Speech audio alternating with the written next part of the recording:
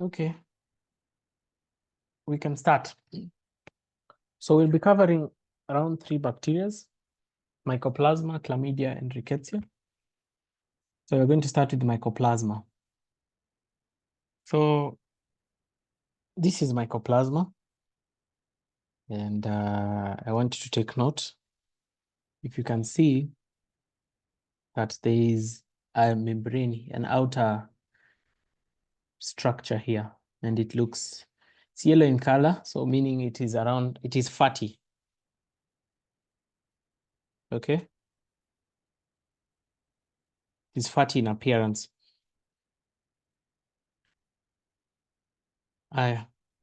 So how we classify it? Under mycoplasmatales,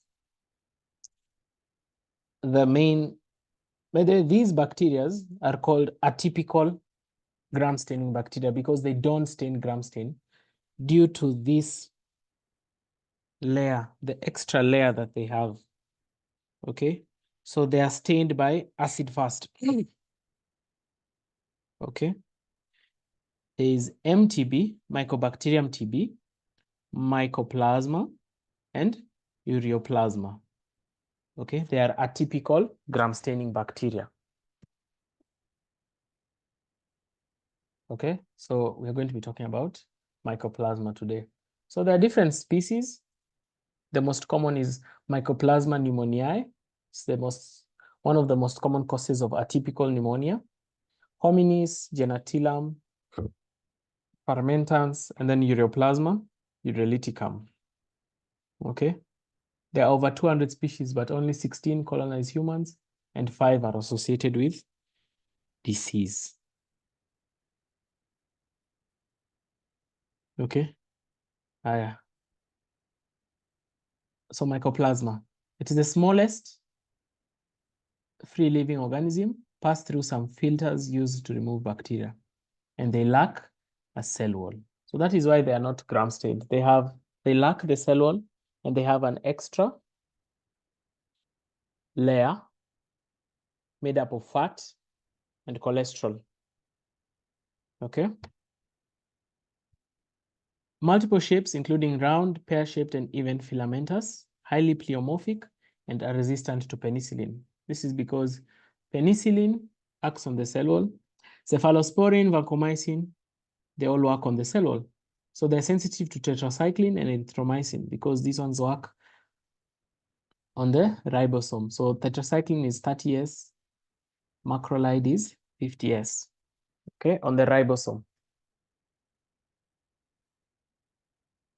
They require a very complex media to culture, require sterols for growth and for membrane synthesis, use glucose as a source of energy.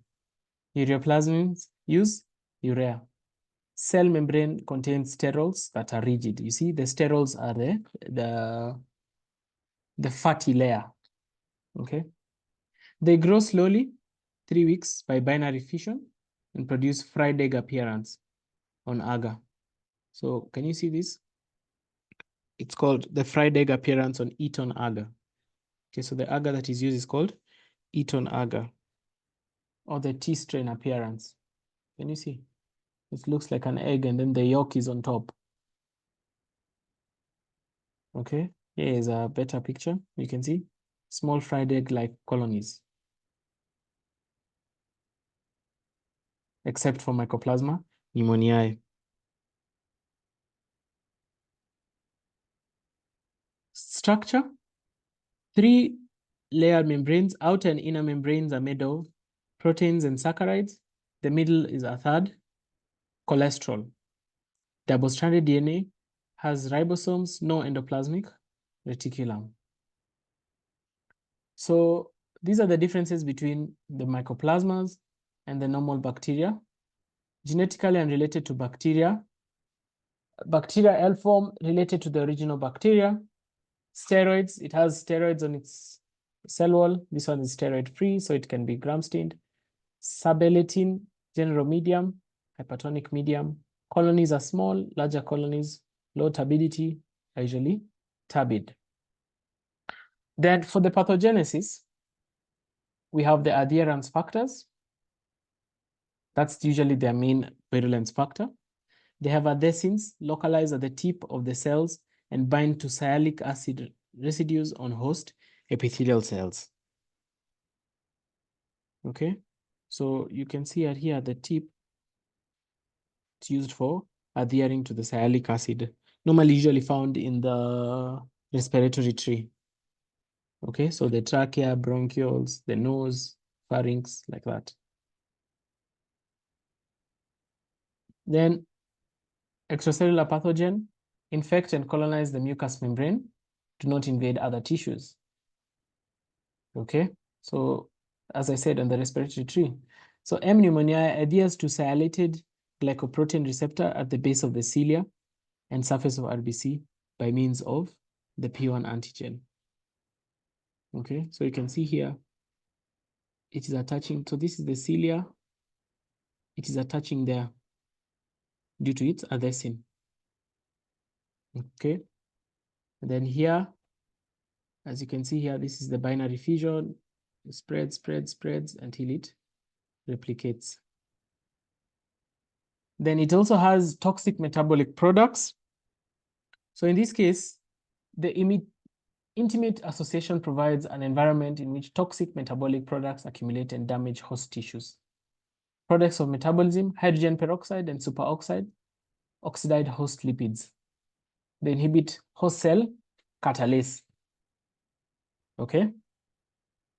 Then the mechanism of cellular damage is unknown. Thought to produce peroxidase and hemolyze RBCs, so that's a thought. Causes ciliostasis. So stasis means to stop. So the cilia of the epithelial layers in the respiratory tree are going to stop. Basically, they're going to be destroyed. Okay.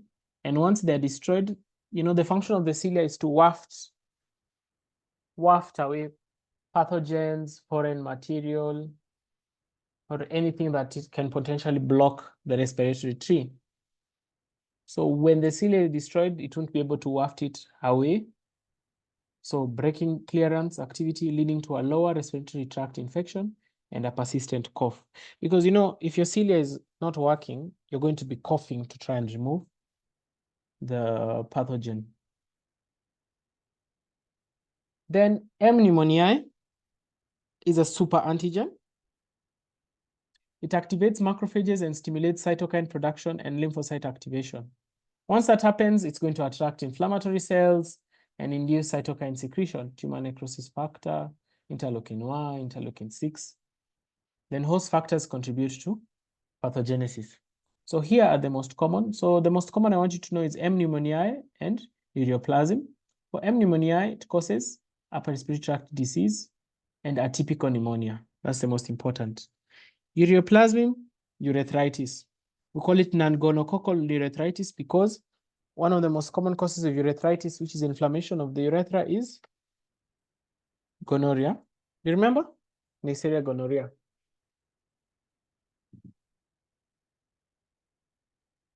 So M. pneumoniae.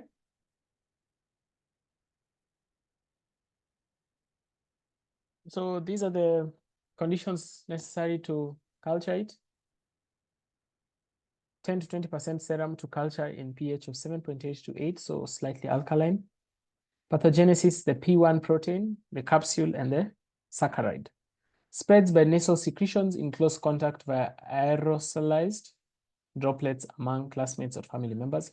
So quite common since it's a cause of pneumonia. So in overcrowded places, you know, close contact places like dormitories, military barracks, schools, okay, it can spread. And it has no seasonal incidence. Most common in school-age children and young adults, but all age groups are susceptible. Causes tracheobronchitis. This is inflammation of the trachea and the bronchi. Causes primary atypical pneumonia. Why is it called atypical? Because it presents with a dry cough. You know, normally pneumonia presents with a productive cough. And how to know it is bacterial? The sputum is usually yellowish, greenish in color. Okay. But now for this, it is atypical. So they're going to have a dry cough. Okay. So antibodies play a role in controlling infection, particularly SIGA. So definite. So as I said here, it usually takes a long duration for you to develop these symptoms. So because of the antibodies. Now, it's a delayed type hypersensitivity. So clinical disease, it causes a mild upper respiratory tract infection, low-grade fever, malaise. So you're going to notice that it is low-grade fever. For the typical pneumonia caused by things like strep pneumoniae, you're going to have a very high fever, malaise, headache, dry, non-productive cough, persistent for greater than 2 weeks. 10% of patients develop lower respiratory tract symptoms, tracheobronchitis, atypical pneumonia or walking pneumonia. Then it can cause secondary complications. So this is when there is dissemination of the disease. It affects the ears. You're going to have otitis media, erythema multiforme due to Stevens-Johnson syndrome. This is a skin infection, very deadly one. Myocarditis, which is inflammation of the myocardium. Pericarditis, inflammation of the pericardium. Okay. Then this is the picture I got from the internet where there is the symptoms. So headache, malaise, and the days of illnesses. So the more you get ill, it reduces. So here now the disease has disseminated. So temperature is going to increase, then reduce. Then the cough, you see it starts with the cough, then decreases. Chest soreness. So the chest is going to be sore or chest pain. And then the chest radiograph, you're going to see some lobes because it's a pneumonia. So there's going to be some consolidation on the lungs as it reduces, as you get better. And then cold agglutinins. So normally a complication of Mycoplasma pneumoniae is it causes something we know called cold antibody hemolytic anemia. It's usually IgM mediated. So this is mostly seen in immunology. I've never seen it being asked in bacteriology, but what you have to know is it causes an hemolytic anemia, and it is IgM mediated. Okay, that's something you should, it's just good to know. So I hope that's clear. So the drug of choice, as we had mentioned, you can never give, for an atypical pneumonia, we never give cell wall synthesis inhibitors like the penicillin, vancomycins, cephalosporins. We give tetracyclines, macrolides like erythromycin, okay, aminoglycosides, okay, such things. So I hope that's clear. Then we go to ureaplasmin, urealyticum, M. hominis, M. gentileum. What I want you to know is urealyticum, ureaplasmin urealyticum. It is found in mostly female infants colonized with agents at birth. Only a small portion of pre-pubertal children remain colonized. The incidence of genital mycoplasma is associated with sexual activity. Sexually active men and women, 15% with M. hominis, 45 to 75% with ureaplasmin. So, as I said, ureaplasmin causes non-gonococcal urethritis. M. hominis causes pyelonephritis. So pyelonephritis is when you've had, so pyelonephritis, that means that you're having nephritis, so kidney involvement. Pyelo means it is bacterial in nature. So you're going to have kidney involvement, pelvic inflammatory disease, but the most common, remember I said, is Neisseria gonorrhea and chlamydia, then postpartum fever. So for lab diagnosis, remember, it has no cell wall, so we do not gram stain it. That is, you're basically wasting your time. Pneumonia is grown in a special medium on animal steroid with yeast extract, glucose, and penicillin. So why are we using penicillin here? This is because we want to kill any other bacteria. Okay, we want to be left with only the bacteria that is penicillin resistant. So colonies have a mulberry shape or the, mulberry shape. We said the fried egg appearance is only seen in ureaplasmin. And the other Mycoplasma. Mycoplasma hominis requires arginine for growth. Colonies have a fried egg appearance. Ureaplasmin also have a fried egg appearance. Serology. We use ELISA for detection of IgM and IgG antibodies. Now here is where I was talking about the cold agglutinins. So the IgM antibodies, sorry.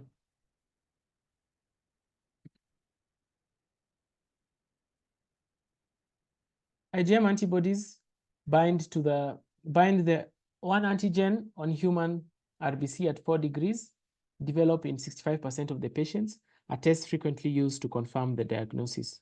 For the cold, antibody hemolytic anemia. False positive is seen in EBV virus, CMV, and adenovirus. Okay. You can see here.